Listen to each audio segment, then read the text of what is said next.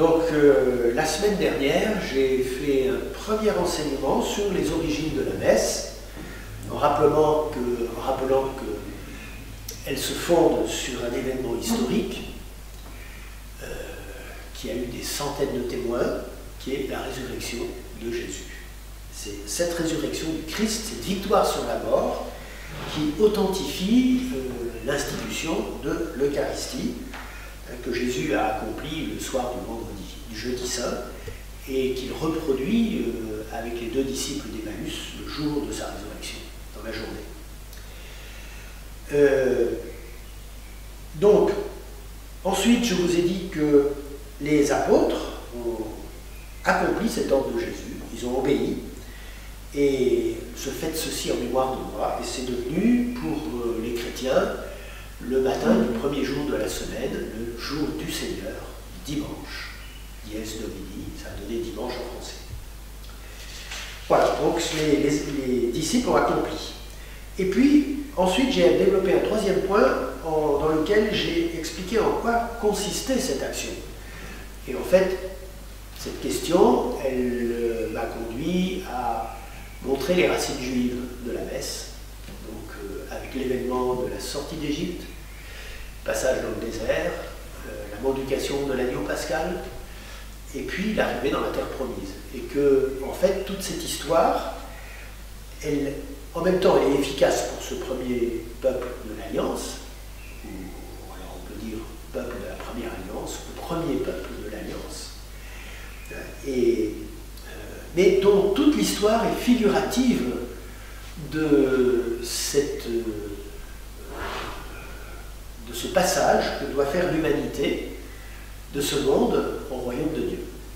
Voilà. Et l'Égypte symbolisant le monde, avec sa logique, et puis la terre promise que les Hébreux ont conquise à la fin de leur séjour en Égypte, elle est figurative, elle figure le royaume de Dieu, avec 2 étapes à franchir, en quittant l'Égypte, la mer Rouge, qui symbolise le baptême, qui préfigure le baptême, et à l'arrivée en terre promise, le passage du Jourdain, qui préfigure le passage de la mort. Et donc notre entrée dans la vie éternelle. Parce que pour les chrétiens, la mort n'est plus la mort. Celui qui meurt, même s'il croit, même s'il meurt, vivra, dit Jésus. Celui qui croit en moi, même s'il meurt, vivra. Pardon, je fais des confusions dans les citations. Voilà, et donc j'arrivais à la fin de cet exposé en disant que les chrétiens vivaient un nouvel exode qui est d'être dans le monde mais sans être du monde, et de faire de notre vie sur terre une traversée du désert pour atteindre le ciel. Voilà, une petite bruit parasite que je vais éteindre. Voilà. Alors donc on va arriver maintenant à une étude plus détaillée du déroulement de la messe. Et donc je vais vous parler comment se déroule cette action et comment, je dirais, comment chacune des étapes est une pédagogie en fait. Elle nous enseigne sur la façon dont on doit s'y préparer d'abord. Et puis ensuite, comment on doit, avec notre intelligence, accueillir ce message qui nous est donné dans la parole de Dieu, et ensuite nous y unir de manière charnelle, c'est-à-dire que notre cœur soit uni au sacrifice du Christ, et nous unir à lui charnellement avec la communion où on reçoit ce pain consacré au corps du Christ. Et ça ne s'arrête pas là, puisque si on est intégré au corps du Christ, c'est pour qu'on puisse continuer sa mission dans le monde, et d'où l'envoi à la fin de la messe qui fait de nous des témoins de cet amour que Dieu nous a donné dans l'Eucharistie. Voilà, alors je vais d'abord vous lire un petit passage de l'évêque de Digne, comme j'avais fait pour l'enseignement de la semaine dernière, enfin de la dernière fois, où il parle justement des différentes étapes de la messe. Chaque geste de la liturgie a un sens. Chaque mot est pesé. Tout est signifiant. succession des temps de la messe est aussi pensée. D'abord, nous nous reconnaissons pécheurs. Puis, nous glorifions Dieu et nous l'accueillons. Puis nous glorifions Dieu qui nous accueille. Ensuite, nous écoutons la parole de Dieu. C'est le Seigneur qui nous parle. Puis nous nous tournons vers lui, nous prions en silence. Nous lui offrons nos vies. C'est l'offertoire. Vient la consécration qui nous rend présents à l'unique sacrifice du Christ auquel nous communions. Enfin, nous sommes envoyés en mission afin de vivre et d'annoncer la bonne nouvelle. Il y a une pédagogie dans la liturgie qu'il faut apprendre à redécouvrir. Voilà, alors, vous voyez que sur le tableau, j'ai commencé un croquis, j'ai fait une montagne, et avec une flèche. On va monter sur la montagne, et on va vivre des étapes pour nous préparer. Vous voyez, j'ai mis une longue montée là, et puis on va arriver à un sommet. Alors, soyons clairs, le sommet, on va tout de suite le marquer, le sommet, c'est la croix.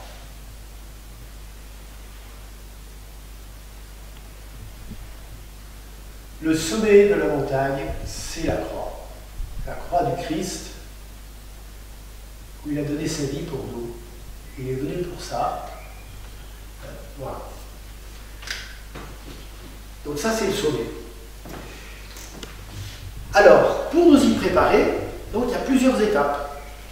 Vous avez entendu dans le court passage de Monseigneur No que je vous ai lu que le sommet arrive au moment de la consécration. Donc c'est pas tout à fait au début, loin de là. Il y a d'abord une introduction de la messe, une première partie qui consiste à préparer nos cœurs, à nous préparer. Parce qu'on ne peut pas s'avancer vers le Seigneur si on ne prépare pas son cœur. Sinon, ça va être superficiel. On va accomplir un rite, mais le cœur n'y sera pas, quoi.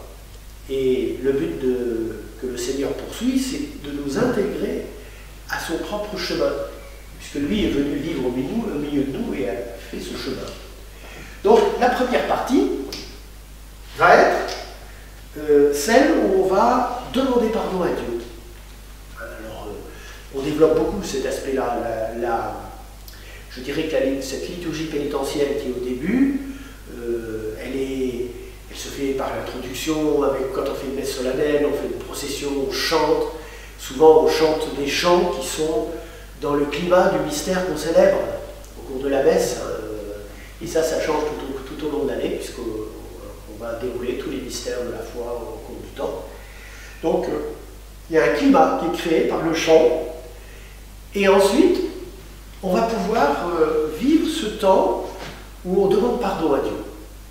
On vient humblement présenter notre vie. Je dirais qu'on dépose nos valises. On dit, Seigneur, voilà, ma vie, c'est pas toute clean. Et ben, ce qui est pas bon dans ma vie, je te le donne, puisque tu as demandé qu'on te l'offre, et que c'est le seul moyen pour qu'on reçoive le pardon. Donc vous voyez qu'au début de la messe, dans cette première étape, on bénéficie déjà des fruits de la croix. Parce que Jésus est venu donner sa vie pour effacer le péché du monde. C'était ça la volonté du Père, c'était que le Fils réconcilie l'humanité avec lui, et c'est par sa mort sur la croix, l'effusion de son sang. En fait, Jésus, il accomplit ce qui est déjà symboliquement prophétisé par les sacrifices de la première alliance, qui remontent au temps de Moïse, où il a institué des sacrifices d'animaux, où on dégorge les victimes pour faire couler le sang. Il y a même dans l'Exode un passage qui est assez impressionnant pour nous, on n'a pas l'habitude de ce genre de choses, où Moïse prend le bassin dans lequel est le sang de l'animal, et puis il va aller asperger le peuple, il va asperger la tente de la rencontre, c'est-à-dire l'ancêtre du temple de Jérusalem, avec du sang, le sang des animaux. Et le jour de Yom Kippour, le jour du grand pardon, tant que la tente de la rencontre, et puis ensuite le temple de Jérusalem ont existé, eh bien le grand prêtre faisait cette action avec le sang des animaux et allait asperger la place plaque d'or qui était au-dessus de l'arche, avec le sang des animaux, en signe de pardon, en rappelant justement le sang des agneaux qui les avaient protégés de l'ange exterminateur. Et bien tout ça a été symbolique et préfiguratif, annoncé ce qui se passe avec le sang du Christ. Le sang du Christ versé sur la croix efface le péché du monde. Parce que c'est Dieu qui verse le sang de son corps d'homme qu'il a pris du sein de la Vierge Marie. Et ce sang devient voilà, capable de nous racheter et de nous sauver de la mort. Voilà, donc vous voyez, j'ai un petit peu étendu cette partie. Donc vous voyez, je vais faire un premier trait. Voilà. Cette première partie, c'est pas ce qu'il faut.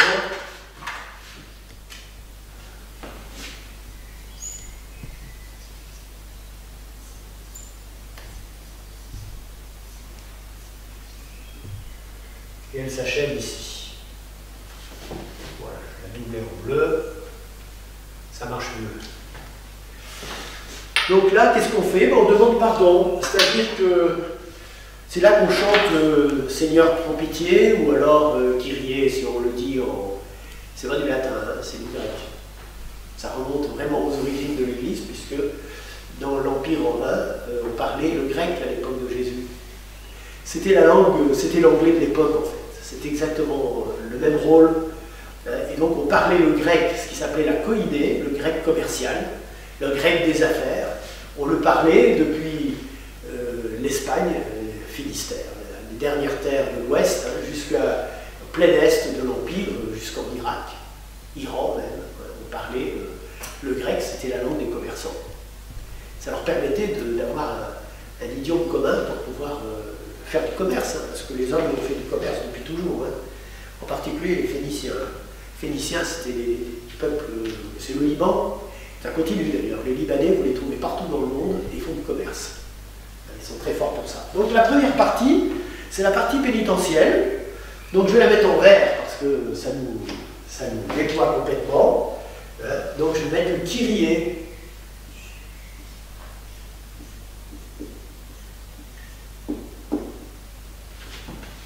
Alors, eleison. Kyrie, en fait, ça vient d'un mot grec, kurios, qui veut dire le Seigneur. Seigneur, prends pitié, eleison. Là, il n'y a pas d'accent, hein, sur les Kyrie, eleison. Alors, Christe aussi, bon, ça c'est le Christ. Hein.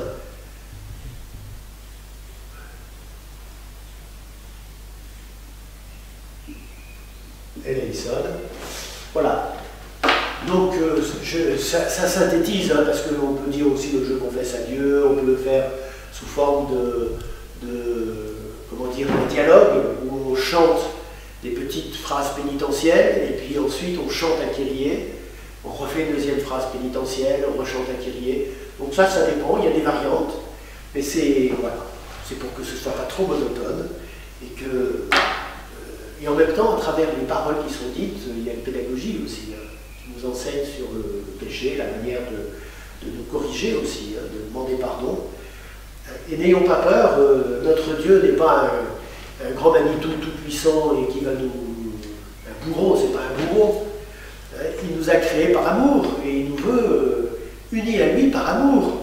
Donc c'est pour ça qu'il se fait homme d'ailleurs, parce que dit les hommes ont trop peur de moi, soit ils projettent leurs images humaines sur moi, soit ils sont tellement terrorisés devant moi qu'ils sont pourvu que Dieu me pardonne, qu'est-ce que lui va m'arriver. Bon, ils n'ont pas d'espérance, quoi. Ils sont dans l'angoisse, dans la peur. Ils ont peur de Dieu, mais c'est pas, ça n'a plus rien à voir avec le don de crainte, ça devient la trouille, quoi. On a les pétoches, parce que là, Dieu il va t'écraser comme une mouche, puis il est complètement arbitraire, donc non, c'est pas ça du tout. Il est miséricorde. Peut-être que notre siècle a particulièrement besoin de découvrir ça, que Dieu est miséricorde. Et je pense parce que soit on croit qu'on va vers le néant, soit on se fait de Dieu une idée qui est complètement fausse, quoi. On projette sur lui la colère, ou je ne sais pas quoi. Voilà. D'ailleurs, c'est ce que faisaient un peu les auteurs de l'Ancien Testament. Hein. Il y a des moments où il transpose sur Dieu des paroles de colère. Je vais vous écraser comme des mouches. C'est pas tout à fait comme ça, mais Moïse, qui lui avait une certaine intimité avec Dieu parce qu'il était entré en conversation avec lui, s'est exprimé dans l'Exode sous la forme d'une tentation, où le Seigneur dit « Tu as vu comment il se comporte ?» Après le veau d'or, c'est-à-dire une chose horrible qu'ils ont faite. En fait, ils ont voulu faire une image du Dieu qui les avait fait sortir. Donc ils avaient fabriqué un veau d'or. Et Moïse redescend, il est atterré par ça. Il va être très sévère avec eux, mais il va remonter sur la montagne, et là, Dieu lui dit, t'as vu un peu comment ils sont conduits? Je vais les détruire. Et puis toi, je ferai de toi une grande nation. Et alors là, Moïse tombe à genoux, et il dit au Seigneur, Seigneur, tu ne peux pas faire ça. Et alors comme c'était un bon maquignon, il dit, enfin tu te rends compte, qu'est-ce que vont dire les Égyptiens? Tu les fais sortir, ils vont dire, oh, vous avez vu leur Dieu? Il n'était même pas capable de les sauver, hein. Il les a détruits dans le désert. Donc voilà, il intercède et en fait, je dirais que Dieu a mis à l'épreuve la foi d'Abraham, la foi de Moïse. Et il a voulu contrôler si Moïse était vraiment comme lui, plein de miséricorde pour ce peuple, et s'il allait pouvoir aller au bout de sa mission, qui était de porter ce peuple de l'Égypte jusqu'à la terre promise. Et il l'accomplira. Seul détail, c'est que lui, il ne fera que la conquête de la partie orientale de la terre promise, au-delà du Jourdain, et il ne traversera pas le Jourdain, c'est-à-dire que Jérusalem ne connaîtra jamais. D'ailleurs, ça n'existait pas encore, Jérusalem, à l'époque. C'est Salem qui va devenir Jérusalem, effectivement. Voilà, et qui sera conquise bien après par David. Voilà, donc cette première partie, c'est vraiment la partie de la miséricorde de Dieu qui nous est offerte. Et donc, qu'est-ce qui se passe? Quand on a reçu le pardon de Dieu, qu'est-ce qui se passe? On a la joie dans le cœur.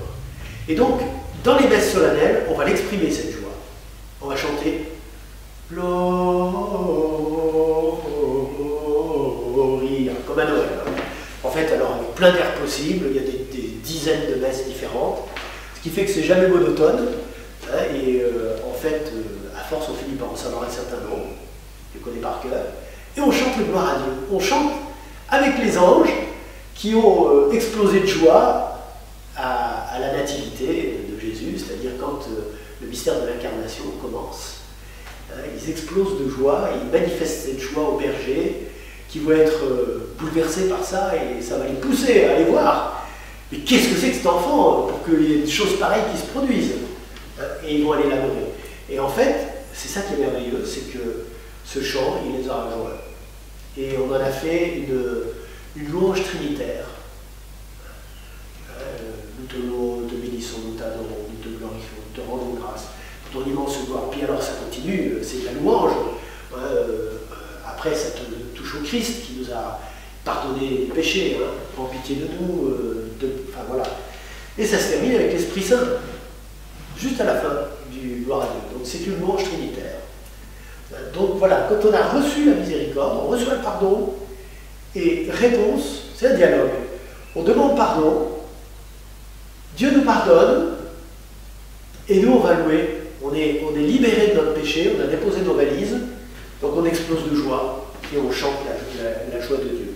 Vous voyez, donc quand on a compris ça, on ressent plus profondément aussi ce qui se passe pendant le carême, où là on nous dit, hop, stop, plus de Gloria. Je crois que pendant l'Avent aussi, c'est pareil.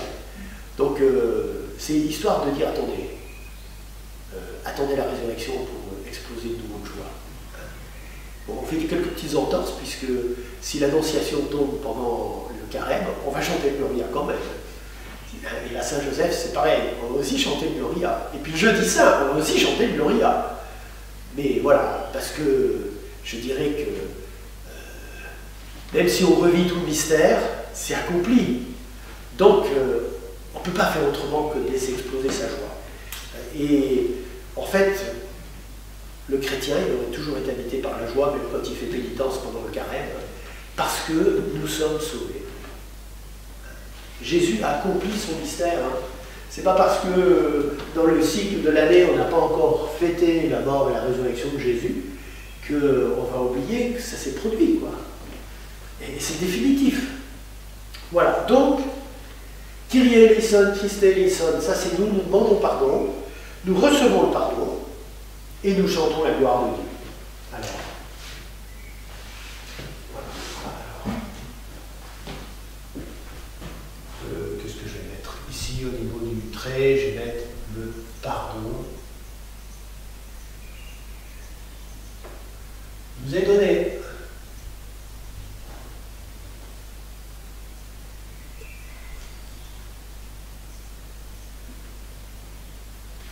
Et alors après, je remets en vers nos réponses. Nous louons le Seigneur.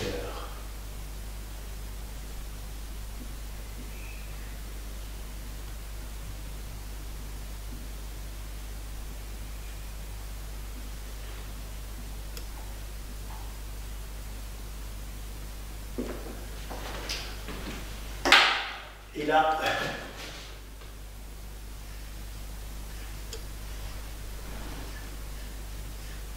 je le mets dans la langue de l'Église, hein, parce que ça, tous les peuples chrétiens connaissent ce mot-là. Hein. Gloria. Gloria, gloire à Dieu. Le pardon nous est donné, nous louons le Seigneur. Voilà, donc on a fini donc, notre première partie, et on va rentrer dans une deuxième partie, qui est, on écoute, on a purifié son cœur, on est prêt pour écouter la parole de Dieu. Voilà, donc ça, c'est un intermédiaire. Hein. Voilà. D'abord, on demande pardon, on est pardonné, et puis là, il va y avoir la deuxième partie.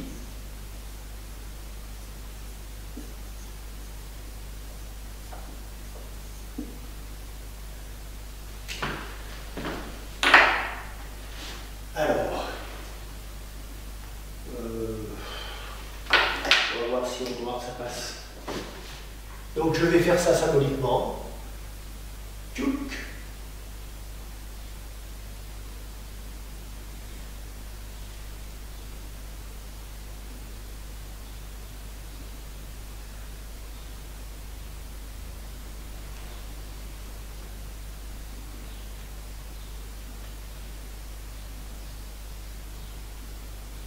Voilà.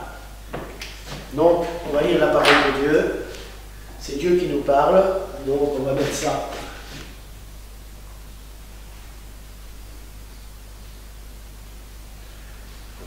Voilà, on lit la parole de Dieu. Et alors ici, donc là, ça s'adresse à notre cœur, on reçoit le pardon, la miséricorde, on dépose les valises, et donc ensuite on est ouvert pour recevoir. Donc nos oreilles vont recevoir la parole de Dieu, qui va nous être lue.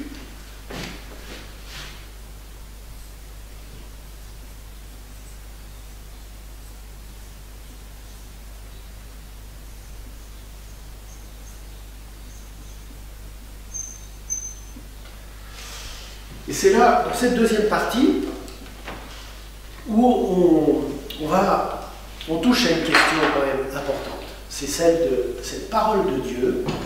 Quelle valeur elle a? Est-ce que c'est une parole humaine?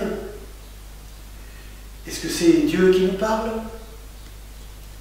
C'est une vraie question. Hein. Ça a été un grand débat à différentes époques, déjà dans le monde juif.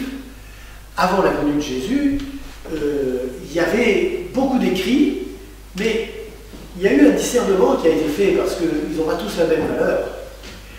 Il y a eu des écrits qui étaient mêlés de légendes, de choses absolument...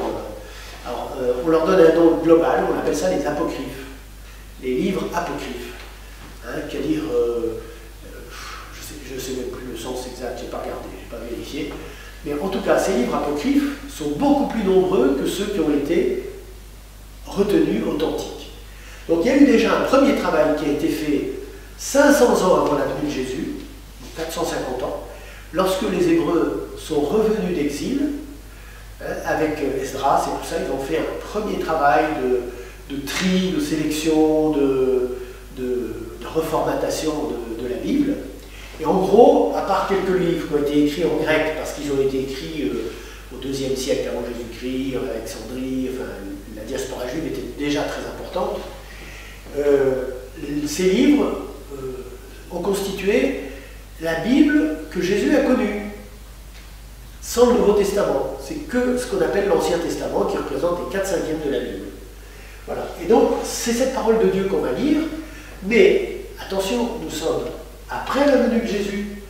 Donc, nous, on va donner une importance particulière à ce qui a été écrit après la mort de Jésus et sa résurrection. C'est les écrits du Nouveau Testament. Donc, il y a eu 46 livres qui ont été retenus pour l'Ancien, et il y en a 27 qui vont être retenus pour le Nouveau. Voilà. 46 plus 27, ça fait 73, c'est le nombre de livres dans la Bible. Ça va de la taille d'une lettre à des livres comme Ézéchiel ou Isaïe qui ont 60 chapitres, quoi, qui sont longs. C'est pour ça que se lancer dans la lecture de la Bible tout seul, sans guide, c'est pas évident, parce que c'est des écrits qui ont été élaborés depuis le 15e siècle avant Jésus-Christ jusqu'à la fin du 1er siècle après Jésus-Christ. Donc, dans des cultures et des contextes historiques complètement différents. Vous imaginez un livre dont on achèverait seulement l'écriture maintenant et qu'on a commencé à l'écrire au 5e siècle. Donc, on traverse des époques historiques complètement différentes, les populations ne sont pas les mêmes, la langue même n'est pas la même, donc il y a une évolution très importante. Et donc, voilà, il faut être guidé en fait pour traverser cette lecture. Donc déjà dans l'Ancien Testament, il y avait des scribes et des spécialistes. Scribes, c'était justement ceux qui écrivaient et qui recopiaient la parole de Dieu, parce qu'il n'y avait pas de reproduction comme aujourd'hui. Hein. Donc les photocopieurs, c'est une invention récente. Hein. Voilà. Et alors les gens avaient beaucoup plus de mémoire aussi, parce que comme on n'avait pas le choix, hein, ils retenaient, et à l'époque de Jésus, un petit juif pieux qui avait bien été éduqué, il connaissait plusieurs livres, quasiment par cœur. Il connaissait les psaumes par cœur, il connaissait Isaïe par cœur, il connaissait des passages entiers de la Genèse, de l'Exode, ce qu'on appelle le Pentateuque, les premiers livres, il les connaissait par cœur. Parce que c'était leur livre d'école en fait. C'est là-dedans qu'ils apprenaient à lire, c'était l'histoire de leur peuple, c'était leur histoire. Donc ils la fréquentaient beaucoup et ils la connaissaient bien. Et il y a eu des époques dans le christianisme où ça a été pareil, hein, où les gens connaissaient très très bien la Bible. Le XIIIe siècle, par exemple, beaucoup de laïcs disaient l'office, c'est-à-dire qu'ils priaient comme les moines. C'était impressionnant. Hein. On a eu des époques comme ça, et on voit ça dans les hagiographies, les lettres qu'on sont arrivées jusqu'à nous de couples, par exemple, de cette époque-là, où ils parlent, ils citent la parole de Dieu, ils se font même dans leur lettre d'amour, ils mettent la parole de Dieu. C'est étonnant. Hein. Voilà. Donc voilà, on écoute la parole. Donc aujourd'hui, dans les messes du dimanche, on aura un passage de l'Ancien Testament, avant la venue de Jésus. Ensuite, on aura un passage du Nouveau Testament, avant on a un psaume, toujours, un extrait de psaume. Puis un passage du Nouveau Testament, donc c'est généralement les lettres de Paul, mais ça peut aussi être Saint Jean, Saint Pierre, ça peut aussi être l'Apocalypse, hein, de Saint Jean encore, un autre livre, qui est tout à fait à la fin du Nouveau Testament. Et puis, on va avoir un extrait de l'Évangile, et si vous regardez de près, vous verrez que souvent, il y a un lien entre l'extrait de l'Évangile et le passage de l'Ancien Testament. Il y a un lien assez étroit entre les deux. C'est un choix qui a été fait. Et alors, dans la nouvelle répartition, parce qu'il y a eu une grosse réforme qui a été faite donc, après le Concile de Vatican II, qui a eu lieu de 1962 à 1965, ça a duré 4 ans, 4 sessions, et on a énormément enrichi le lectionnaire. Le lectionnaire, c'est le livre dans lequel on a les lectures. Sur une année, pratiquement, pour quelqu'un qui veut lire la parole de Dieu tous les jours, on lit à peu près les 2 tiers de la Bible, ce qui est considérable. Voilà, c'est même tellement important qu'en semaine, on a même réparti sur 2 ans, et le dimanche, on a réparti sur 3 années, hein, d'où pour ceux qui ont un petit peu plus de connaissances tu as déjà repéré ça, il y a une ADA, on est dans une ADA, c'est-à-dire qu'on lit l'évangile de Matthieu, puis après il y a une ADB, et puis il y a une ADC. Donc ça enrichit considérablement le nombre de textes qui vont être lus. L'ADB c'est Marc, et puis l'ADC c'est Luc. Voilà. Et Saint Jean est réparti un peu sur l'ensemble en fonction des récits. Voilà, donc pour la parole de Dieu, je pense qu'on va s'arrêter là. Donc ça nourrit notre intelligence, et le but c'est que, nourri par cette parole, notre foi soit éclairée. C'est très important. Vous voyez, on n'est pas... C'est bien de parler de la foi du charbonnier, hein. C'est une expression qu'on utilisait quand j'étais enfant. Hein. Je ne sais pas si toi, Christiane, tu as connu cette expression. Mais voilà, non. Le chrétien, ce n'est pas quelqu'un qui a une foi de charbonnier, hein. C'est-à-dire une foi sans réfléchir. Non. Il faut nourrir sa foi, il faut se former dans la foi. C'est important, parce que c'est très, comment dire, Dieu qui a créé le monde, il l'a créé avec poids, nombre et mesure, dit le livre de la sagesse, c'est-à-dire que c'est bourré d'intelligence le monde. Mais nous, on fait partie du monde. Et notre salut ne concerne pas que notre âme, il concerne aussi notre corps, donc il faut vraiment former son intelligence. Il faut se former parce qu'il y a une cohérence de la foi, c'est pas en contradiction avec la science. Il n'y a pas de contradiction entre la science et la foi. Il peut y avoir quelques frictions parce que on n'est pas sur le même plan, donc on a besoin d'harmoniser les choses, mais l'intelligence est au service de la foi. Voilà, je vais m'arrêter pour aujourd'hui parce que la partie dans laquelle on va rentrer maintenant, qui est la partie eucharistique, avec le sacrifice, ce sera le prochain enseignement, ça remplira l'enseignement suivant. Voilà, merci de votre attention, et puis bon déconfinement, hein. Continue à bien se déconfiner.